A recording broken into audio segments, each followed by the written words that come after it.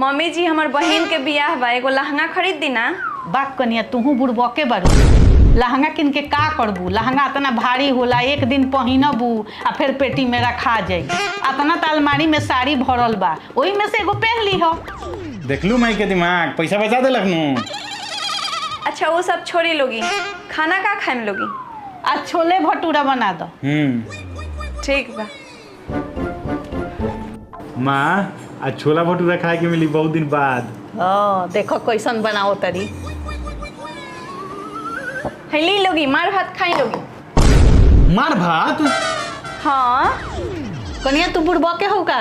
कहनी है छोला भटूरा बनावे के, बना देलू मार भात। ना मम्मी जी, हम दिमाग लगैनी हाँ।